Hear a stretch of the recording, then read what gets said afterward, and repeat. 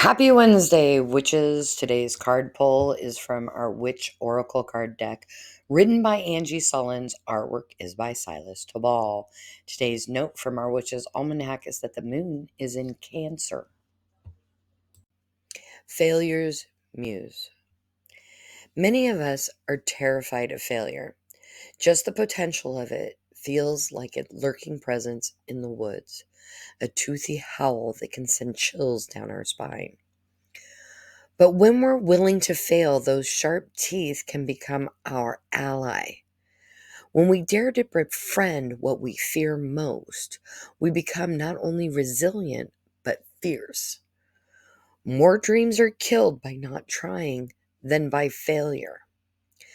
Not risking is a guaranteed way of avoiding failure, but it's also a guaranteed way to forfeit the savory feeling of success. The wolves of your psyche are howling that you'll die if you don't succeed. They're lying. Their growls may be terrifying, but so are you. Your soul is forged of lightning and stardust. It cannot be destroyed, but only you can prove its truth. Yourself, by getting back up after failure and insisting on remembering who you really are and what you are really made of. A woman in total control of herself greets the wolves of failure with flowers, for she understands that there is magic in the wake of a fiasco, and that failure gifts her with the chance to refine her plan and her purpose. Any path that leads astray shows us how to find a better way.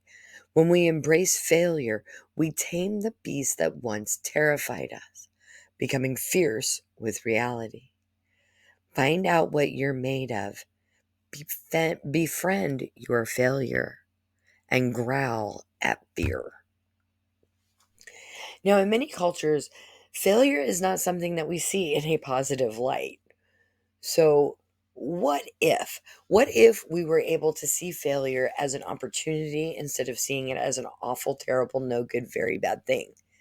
We aren't taught to see the excitement of the opportunity that comes with when we learn from that failure. I mean, what if we could see failure as something that we could be proud of? I mean, come on. The guy who invented the light bulb tested it over 800 times.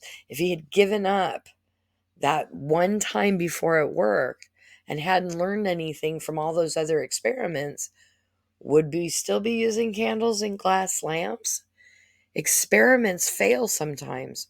We have to learn from them. Today's challenge is to look at any failure you've experienced as something you can be proud of or learn something from.